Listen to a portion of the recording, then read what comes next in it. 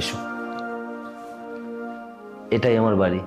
আর ওদিকে রান্নাঘর, আর এদিকে একটা ছোট্ট রুম আছে তোমার থাকার জন্য। দেখে তো মনে হচ্ছে কিছু খাওনি এখনো সকাল থেকে। আমি কিছু অর্ডার করে দিই? না না, আমি রান্না করে নিচ্ছি, আর আমার রান্না করতে বেশি সময় লাগে না। তোমার ইচ্ছে।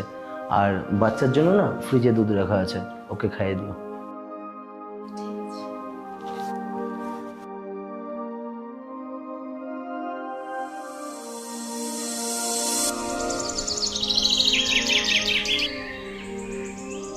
প্রীতি, হ্যাঁ, আমার রান্না হয়ে গেছে, আমি খাবারগুলো বেড়ে দিই, তাহলে বসো তুমি। না, তোমার মেয়ে কোথায়?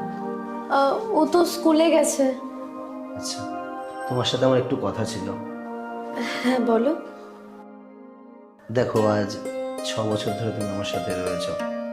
আমার ভালো সময় খারাপ সময় সবটাই তুমি দেখেছো। আর এই বাড়িরও সব কিছু তুমি গুছিয়ে রাখো, আমারও খেয়াল রাখো। তাই বলছিলাম, আমরা যদি বিয়ে করে দিই।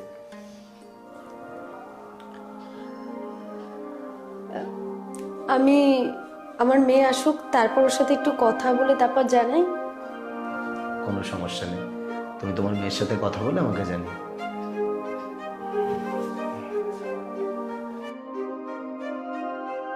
বলছি শোনো না,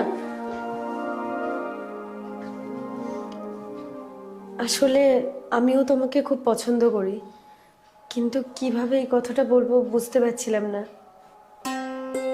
আমিও তোমাকে বিয়ে করতে চাই।